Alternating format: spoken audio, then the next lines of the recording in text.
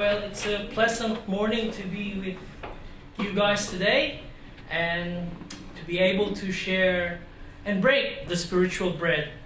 Jackie has been inviting me for quite some time, and I'm sorry to hear that she's a bit sick today.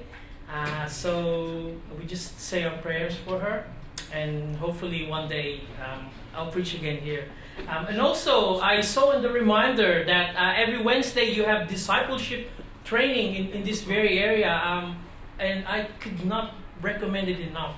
That if you wanted to grow in faith and grow and share how you share your message to your friends and family, Wednesday night is the night for you, because this is where it all began.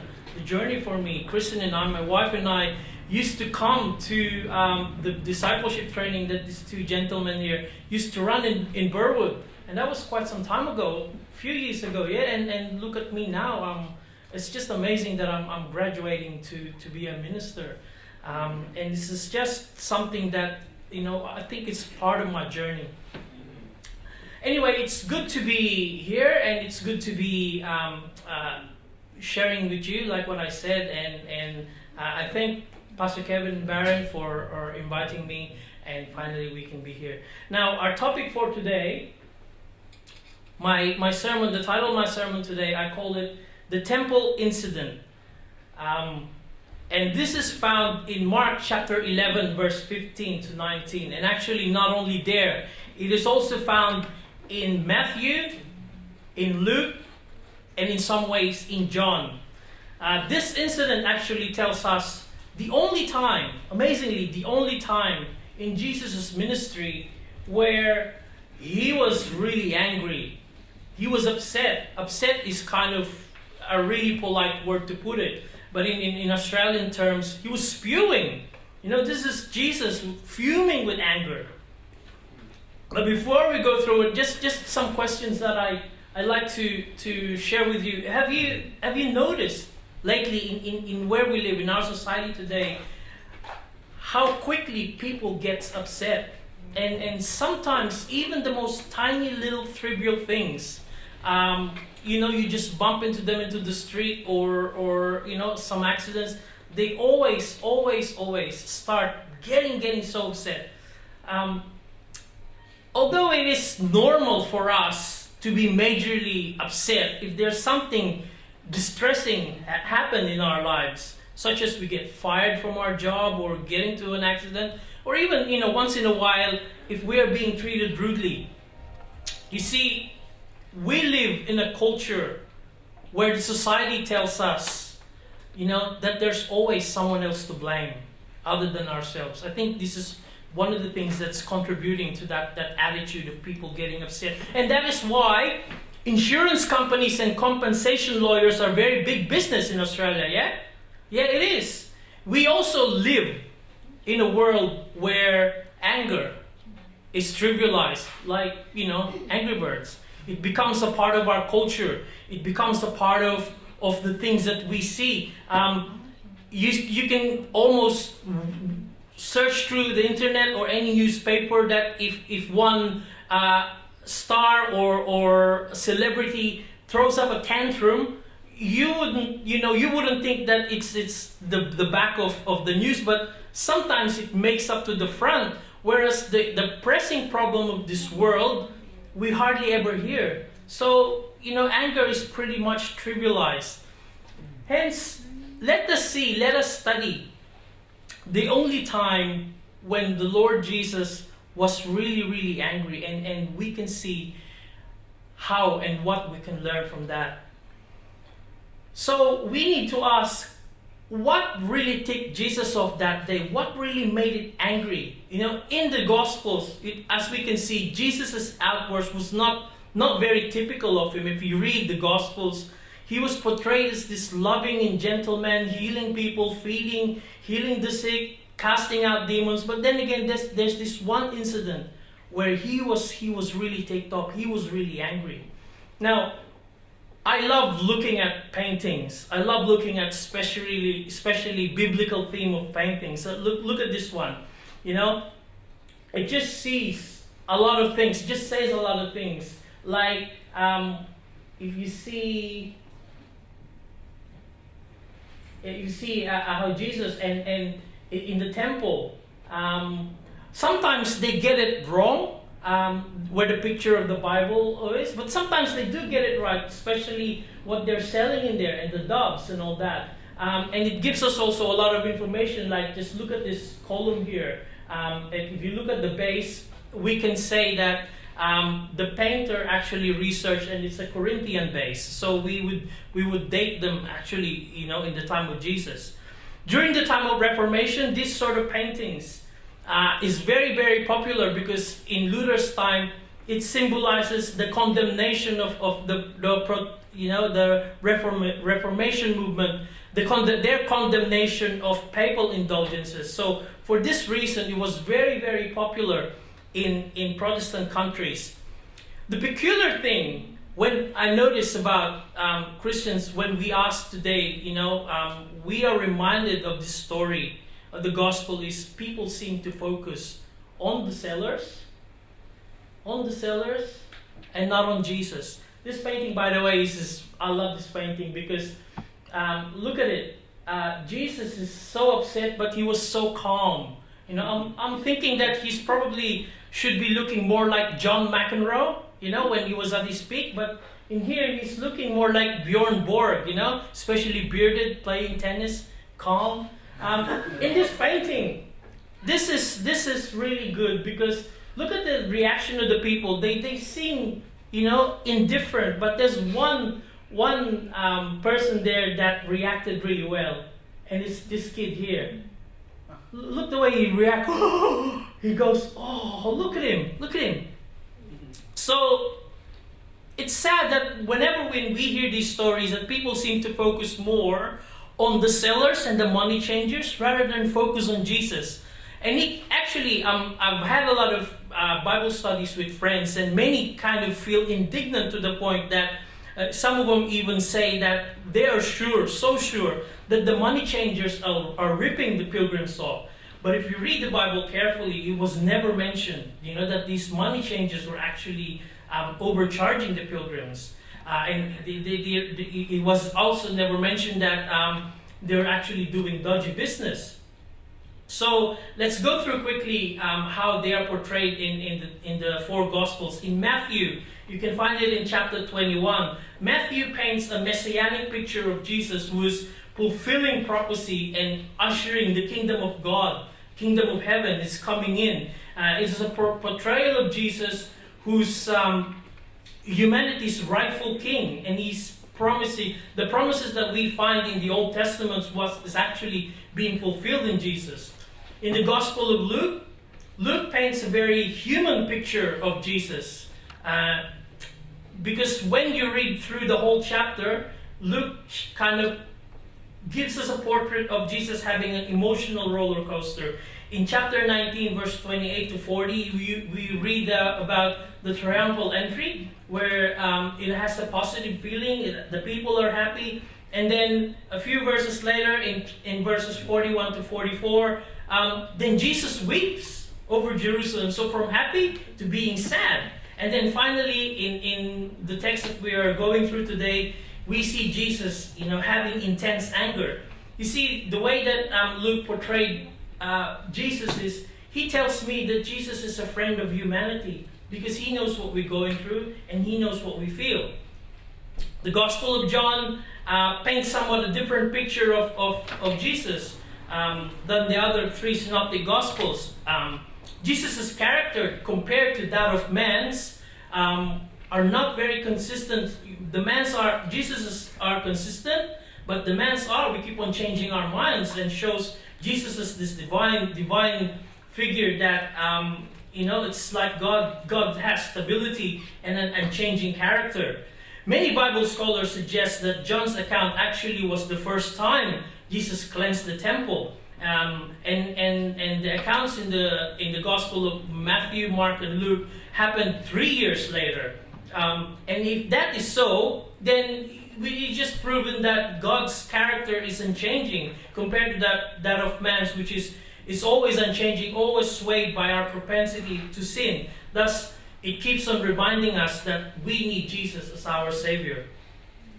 Today we're going to go through the book of Mark, but tell you about some of the distinctive features of the Gospel of Mark if you read through it. In Mark's account, there is this very, very distinctive feature called it feels like it's a sandwich sort of account, because his account of what happened in the temple is squeezed between the account of the fig tree. First is when he cursed the fig trees. Then Matthew tells us about what happened in the temple, and then afterwards he tells us about the fig tree was found withered. Taken as a whole in this context, we think that, and we see that Mark's gospel account is actually teaches us about earnest prayer and authentic faith in God. So the constant thing when we read through all the gospels are identified. There's 4 of them. Number 1, Jesus was upset. Upset, like what I said before, is a very polite term. He was really, really angry. He was spewing. The second thing, there were sellers and money changers. Yeah, they were present. They were there. And as all the accounts will say, yes, they are there. Number 3, Jesus drove these sellers and money changers away. And later on we will find out how and why and what's the importance for that, and what can we learn from these things. In the Synoptic Gospels, that's Matthew, Mark, and Luke, Jesus quoted 2 Old Testament texts. He actually put them together and amalgamated it. And we'll see again what important things that we can learn from that. So here is Mark's account of that incident in the temple. It says, "So they came to Jerusalem. Then Jesus went into the temple and began to drive out those who bought and sold in the temple, and overturned tables of the money changers and seats of those who sold the doves." Now I highlighted 2 things. Number 1 is the temple. At least we know where the place is. So and also later on we'll see why is it and what's the relevance of the temple. And number 2, I highlighted the people that Jesus drove out, the people that Jesus drove away, is those who bought and sold. So this is very relevant, because like what I said earlier, if somebody is giving me their view of this story about Jesus, people tend to focus on those people selling. But actually Jesus drove both of them. Those who are buying things and those who are selling things. And then continuing on, in verse 16 it says, "And he would not allow anyone to carry wares through the temple." This verse actually is only found in Mark. The other 2 Gospels kind of shorten their account, but this is very important because later on we'll see why and how, what's it mean. And in verse 17 it says, "Then he thought, saying to them, Is it not written, My house shall be called a house of prayer for all nations, but you have made it a den of thieves." Here is when Jesus actually referred back to the Old Testament. The first part, it says, "My house shall be called a house of prayer for all nations," is found in Isaiah chapter 56. And that whole chapter tells us about that salvation, actually God has planned to include all the Gentiles, all the nations of the world, not just the Hebrew nations. And then the second one is a quotation that came from the book of Jeremiah. And if you read the whole chapter of that, it is sad that because the faith of the Jews were simply in that temple, not who is in that temple, but in the physical structure. So, as we said, and then Mark rounded off the account and says, "And the scribes and the chief priests heard it and sought how they might to destroy him, for they feared him." Now, why did they fear him? That was the question. Because all the people were astonished at his teachings, and his teachings was true. When evening had come, he went out to the city. So, the Jerusalem temple, I reckon you've heard quite a lot, from Baron and Pastor Kevin's preaching. What is the significance of the Jerusalem temple? What does it mean to a first century Jew? Moreover, what does it mean to the people of God? To the people of God. That's correct. Thank you very much for pointing that out. The Hebrew temple was actually patterned after the sanctuary temple, yeah? And to the Israelites, this is where God is found. And if we go back to the Torah or the book of Moses, God instructed Moses and the children of Israel and told them, and let them make me a sanctuary that I may dwell among them. So God lives in that temple. That is where He is found. In the context of where it is found and the encampment, we see here a little bit of distorted image. Although it is correct that it is at the center of the things, but here there should be lots and lots of spaces before all the camps would have been probably here. But they kind of, shortened the space. There should be lots of spaces in there and then spaces in there. You know why? Because when people sin, what do? They walk there and they offer what? The animal. But think about it. If there's a lot of spaces there, and there's a lot of spaces there, at least there's going to be two tribes that are going to see somebody sinned actually walking with the animal. You know what I mean? And they would see, hey, look at him. There he goes again. What did he did this time? Well, wasn't it that last week that he was, carrying a lamb or a bull? So that's what its purpose. Its purpose is for the children of Israel to humble themselves before God. To be penitent, to be back in a relationship with God. Now, this is an artist's impression of the Jerusalem temple. Here we see the temple as it was during the time of Jesus, and that's the temple. And this area here is the original fence or the original wall. This wall was actually added by Herod. But this kind of wall here, it's called the Soreg. That one, the one with the red on it. And it's actually a divider, a low lattice screen or railing that prohibits Gentiles or non-purified Jews from entering here, the temple courts. And this area here, the green shaded ones, that's called the court of Gentiles. Now this is the court, the area between the Soreg and the outer wall, and this wall. This is where supposed to be the people who are non-Jewish background or from the non-Jewish country are actually allowed to be, so that they too can worship God. But the problem is, as we can see, what was happening during the time of Jesus, is this area here, instead of being filled with people from other country to worship the true God, they were being filled with people who were just trying to sell things, and that's making a problem for other people who wanted to worship.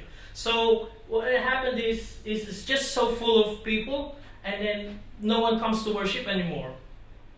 Now let's see let's understand the temple significance. To a modern Jew, the temple significance, although it's not there anymore, it is to them the site of the holy temple. That's why they touch and they kiss and they do all the things in the wall. The temple is actually to them an eternal symbol of their covenant with God.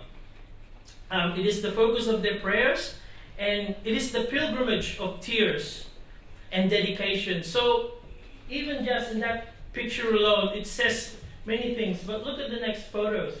Look how they, what the temple means to them. It really says a lot of things.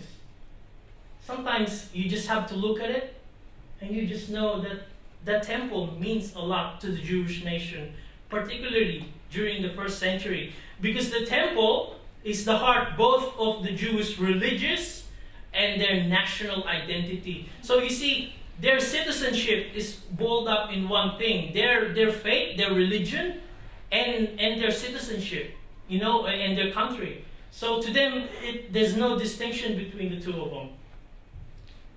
Now we come to the point where let's examine what was happening in the temple. Why were there money changers there? There's money changers because once a year during Passover, all the Jews need to pay what is called during that time was the temple tax. And it's paid once a year in Tyrian silver shekel, half silver shekel, which is the closest thing to the true Hebrew shekel.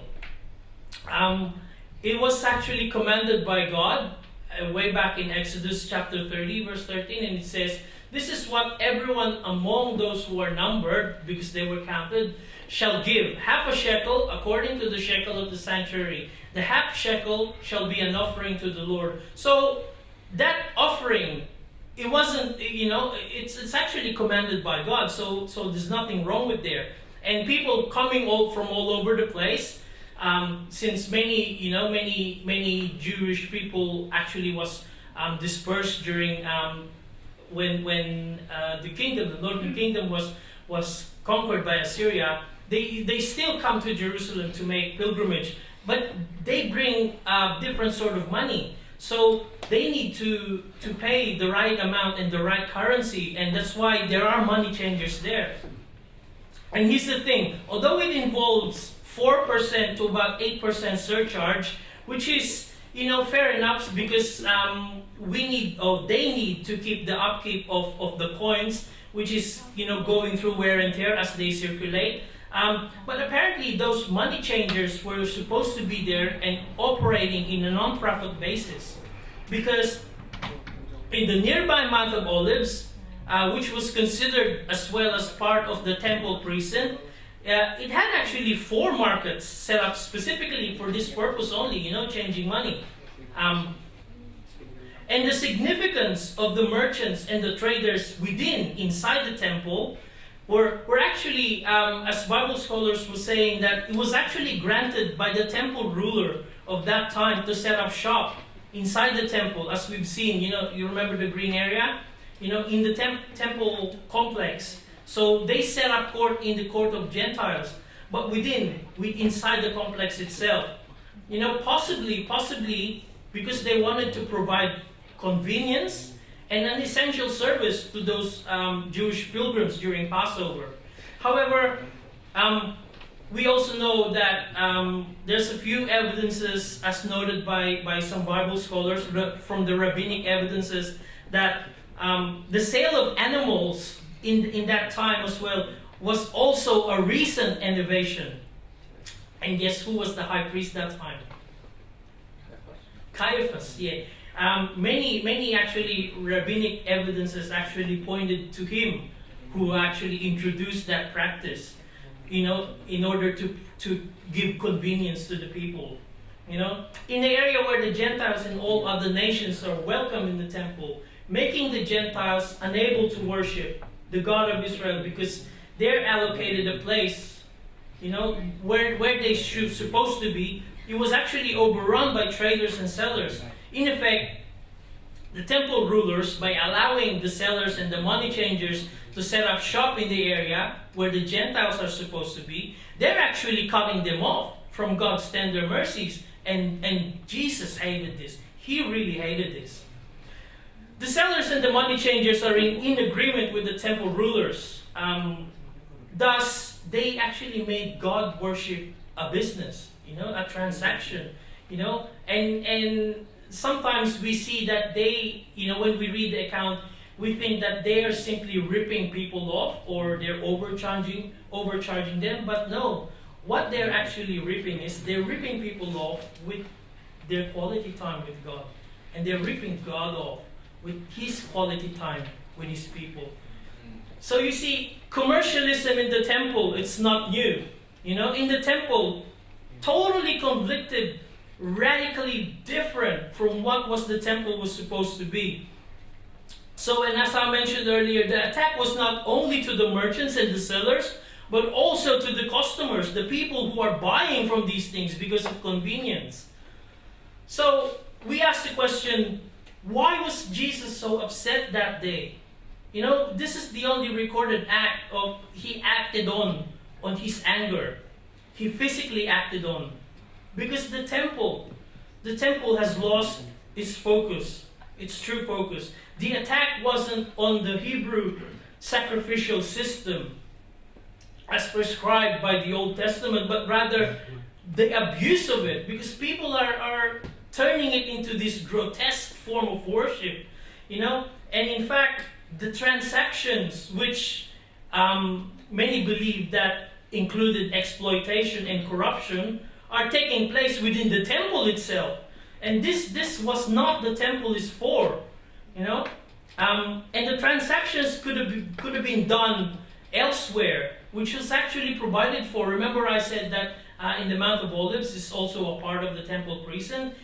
Shops were actually provided for and set up in there so that they can go there, do their business in there, buy the animals or change their money, and then they walk on a little way to the temple itself. Yet they even brought that market into the temple, and this is what Jesus really, really hated.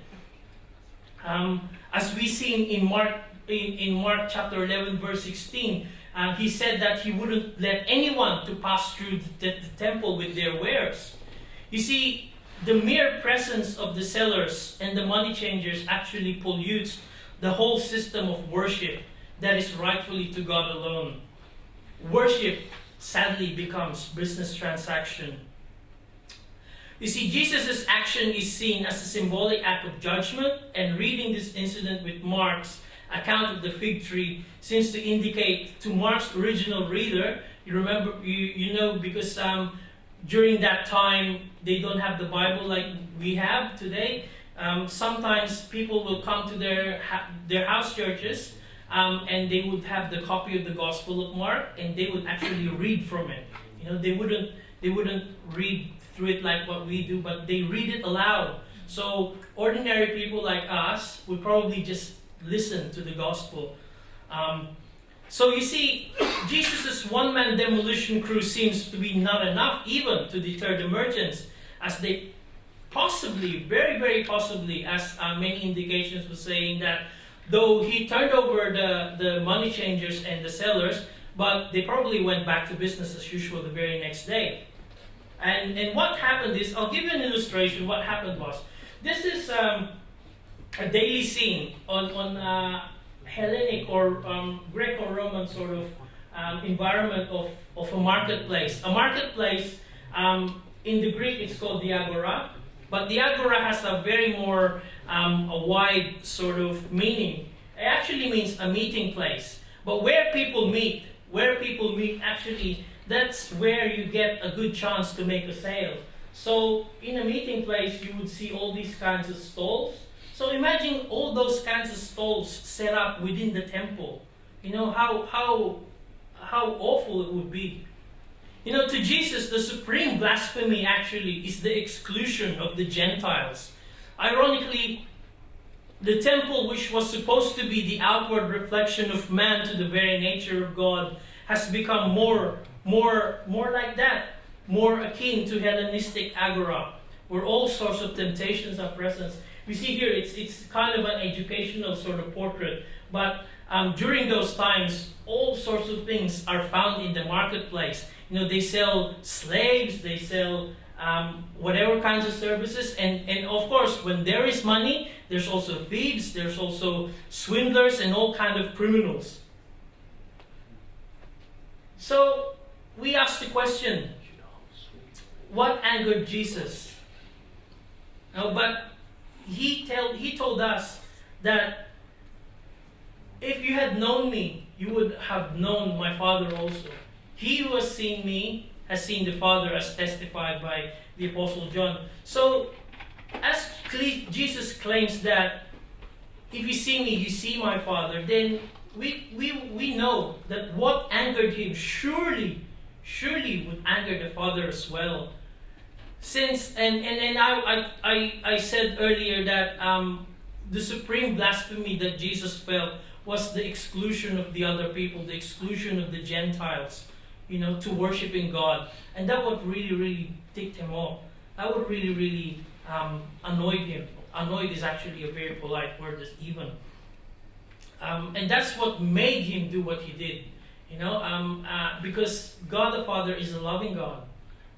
He loves each and every one of us, whether we are Jew or whether we are Gentile. He loves every one of us to come to Him and be with Him.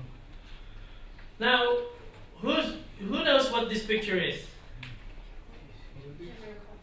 Yes, that is the GC in the 2015 GC session, and I think what we can learn from the account of Jesus' outrage with the market sellers and the traders is an important question, and a question that each and every one of us, not just Seventh-day Adventists, but Christians, that we need to ask ourselves and question ourselves. Are we allowing sellers and money changers to set up shop in our temple? Are we allowing things to distract us from true worship of Jesus? Because, let's face it, the temple is not there anymore. Where is our temple now? It's in our hearts. And what can penetrate the heart? The other thing that distracts our attention from Jesus, that becomes the sellers and the money changers. And what distracts us from true worship and true love and true relationship with Jesus becomes them. It becomes our God. It becomes our idol. So that's what we need to learn from the attitudes of people back in the first century.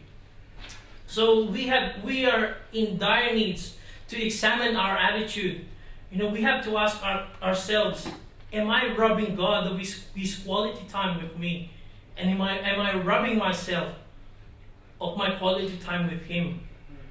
It becomes a relational, it becomes a two-way sort of relationship, not just one way. You see, here are some lessons that we can take from the temple incident, especially in our context today. Are we involved in a consumeristic Christianity, like what the Hebrew people were during their time? Do we see our church? Do we see our church like that? Do we just go into the church and then hear what we need to hear and then go home and then that's it for the week? Do we see God's salvation, God's grace as 50% off this week, and next week is probably 25% off? Or do we see it as this wonderful, wonderful gift that God has given us? We need to ask ourselves a question. What does half-hearted worship looks like today? During the time of the prophet Amos, this is what the Lord has actually, how He reacted in half-hearted worship. Because the time of Amos isn't very much different from our time. Although we have technologies, but during their time, the Hebrew nation, the nation of Israel specifically, are actually becoming rich, and people are becoming wealthy. But then again, their worship to God isn't what it's supposed to be. So here's how Amos actually told them off. This is found in Amos chapter 5. The prophet Amos says, and this is God is saying, speaking, I despise your feast days, and I do not savor your sacred assemblies. Though you offer me burnt offerings and your grain offerings, I will not accept them. Now, how painful is that? How painful that your prayers to God, He will not accept. And He says, take away from me the noise of your songs, for I will not hear the melody of your string instrument. We just sang a couple of hymns this morning. Now, what if God tells you that I will not hear your noise, your bumbling, because your worship of me is not real and it's not true? How would we feel? And lastly, He said, but let justice run down like water and righteousness like a mighty stream. Now what's justice and righteousness? Friends, that's the very character of God. He is the God of justice and the God of righteousness.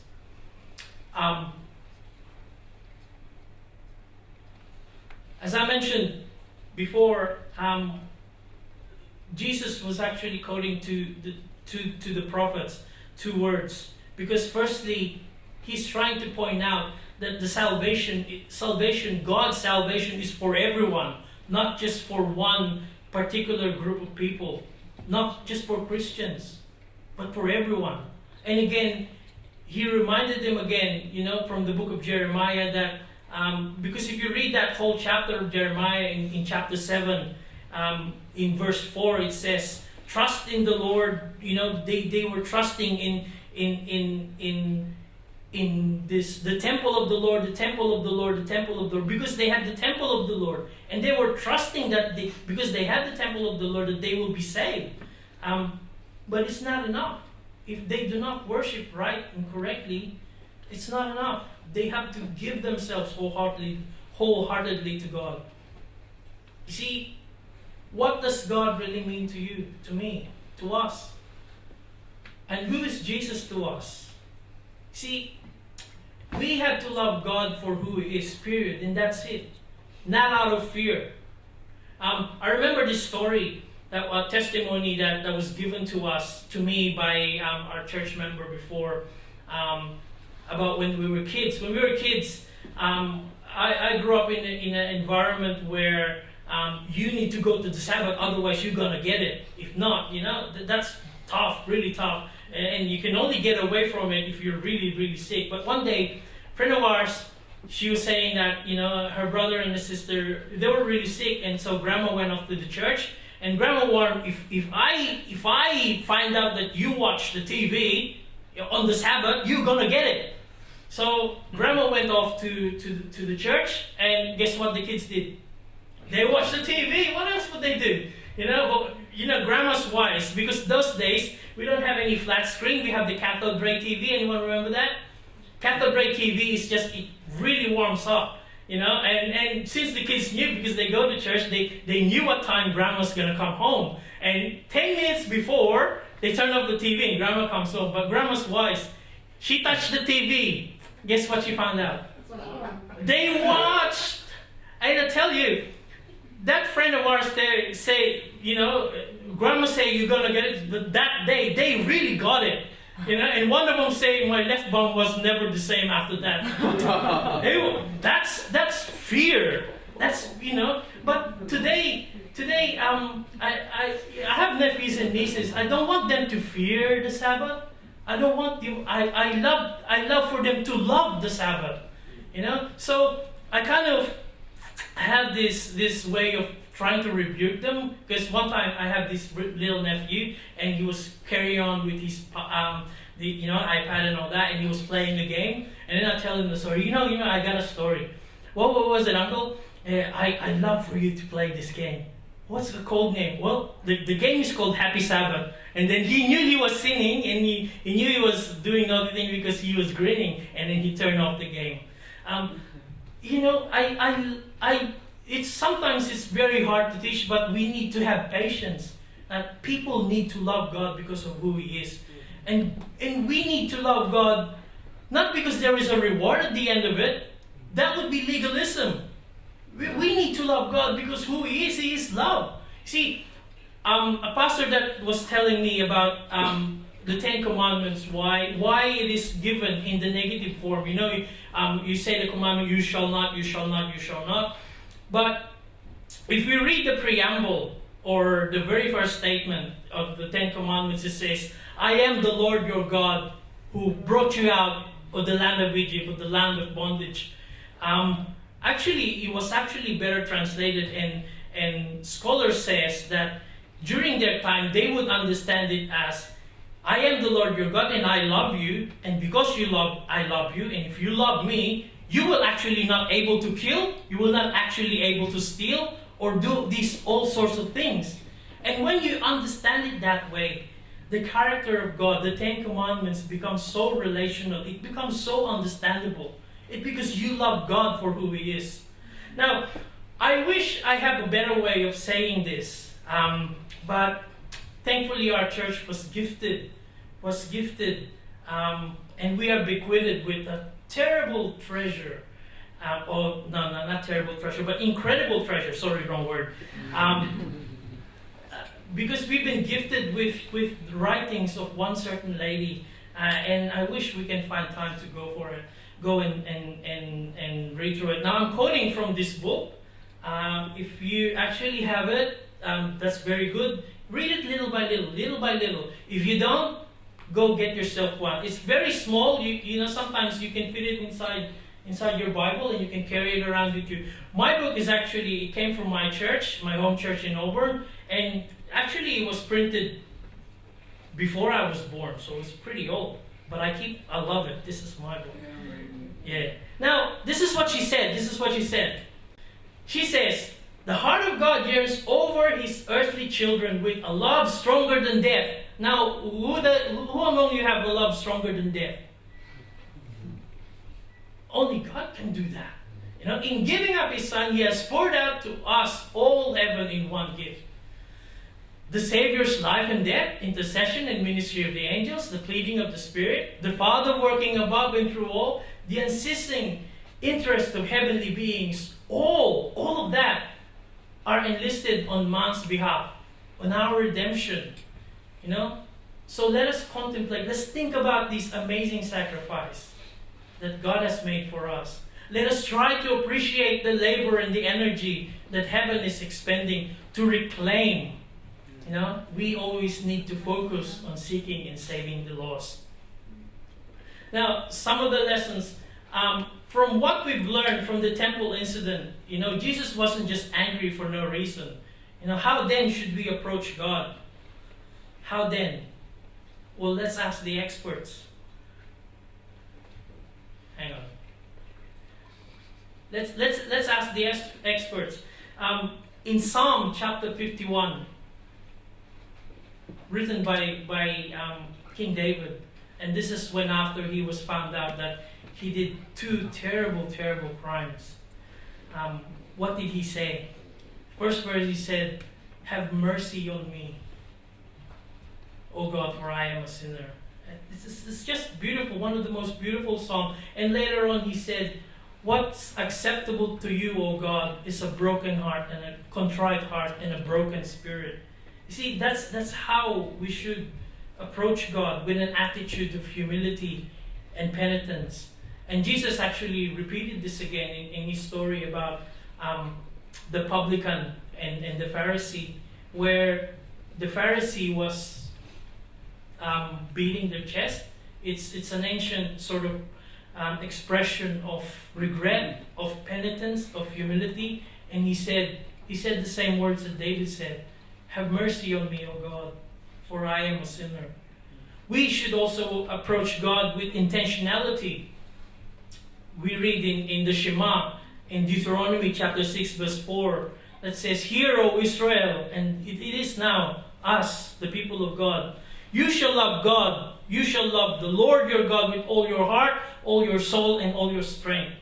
We have to be intentional about it. And we also need to choose Him above all else. Another popular verse is what Joshua told the children of Israel, that they have to be sincere with God, or they just have to choose them, whether they would worship their old gods or whether they worship the true God. And he says to them, "But as to me and my house, we will serve the Lord." We should also approach God with all sincerity and being genuine, because that's the only way that we will find true joy and happiness. Paul says and tells us in the book of Romans that where sin abounded, grace abounded more. For you to truly appreciate that, you truly have to be sincerely sorry about your sin, so that you would truly appreciate what grace is all about. Now, as I was saying, it seems to be very, very hard, because it's humility, penitence, sadness. But God doesn't want us to have a depression, because if we keep on holding that thought about sadness, He wants us to be happy. He wants us to be joyful. And in Philippians, this is what he said. He said, "Rejoice in the Lord always. Again, I will say rejoice." This verse is oftenly quoted because Philippians is the book of joy. But then again, sometimes we forget to read the rest of the text. It says in verse 5, "Let your gentleness be known There's the intentionality. The Lord is at hand.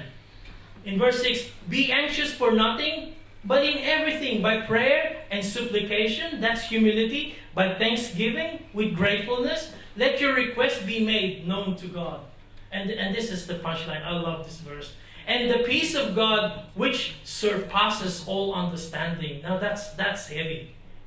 Have you think of anything that surpasses all understanding? And he says, continuing, he finishes on, these things, if you're true to God, He will guard your hearts and minds, through the working of our Lord Jesus. And it's found in Philippians chapter 4. I recommend you read the whole book. It's really wonderful. Now, what did really take Jesus off that day? If we find the meaning of it, simple. It's quality time. He was really, really upset because people are not giving him quality time. They are robbing God of quality time with his people and robbing his people their quality time with God. Simply, this painting just says a lot of things. This is what the picture of Jesus is. He spends quality time with everyone. Even the dog spends quality time with God. As the book of creation is saying, all the creation is groaning. They wanted to be restored back to their original state. And they're just waiting for us to be sincere and true. So we should give ourselves totally to God. Therefore, friends, we have to get rid of the money changers in our hearts. The things that distracts us from spending quality time with God. See, there are many implications when you do spend quality time with God. You will have a deeper knowledge of God's loving character because you spend quality time with Him. Your priorities will change. You would be spending more time with the Word of God, because you're spending quality time with Him. The way you are growing as Christians and your daily walk, you would actually notice it, I guarantee you. In keeping the Sabbath, Anna and I and Kristen were just having this conversation about spending that quality time with God. You're actually looking forward to it. Looking forward to the Bible study, looking forward to Sabbath school, looking forward to everything that Sabbath has to offer, because you're spending quality time with God. In stewardship and in worldview, all the things, your talent, treasure, and your time, you give it to God. Because that's your worldview. You spend quality time with Him. And finally, when you spend quality time with God, His character becomes, He rubs off in you, becomes your character. So you're actually when you spend quality time with others, it would show. It would show. Here's another statement from one of my favorite books. Shall we not regard, or shall we not focus, shall we not give attention to the mercy of God? What more could He do? Let us place ourselves in right relation to Him, who has loved us with an amazing love. Let us all avail ourselves by the means provided for us, that we may be transformed into likeness, His likeness, and be restored to fellowship with the ministering angel, to harmony and the communion with the Father and the Son. Now, I'd like to leave you with a story that was told to me this week by one of our lecturers. And this story tells us about a friend of his who's a Christian, a practicing Christian, but he's got a lot of non-Christian friends.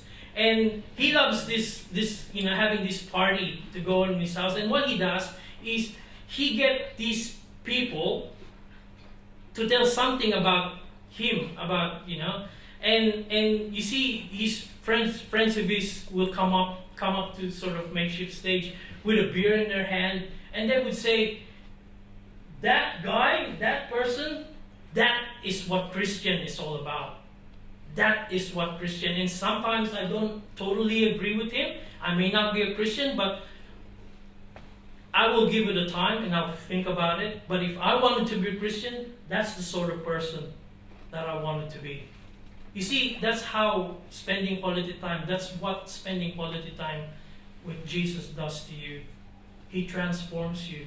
So let me just read you finally a verse in Revelation, a warning to us all, even an encouragement. He says in Revelation chapter 3, verse 20, "Behold, I stand at the door and knock. If anyone hears my voice and opens the door, I will come into him and dine with him and spend quality time with him and he with me." So friends, when Jesus knocks on the door of your hearts, open the door and spend quality time with him.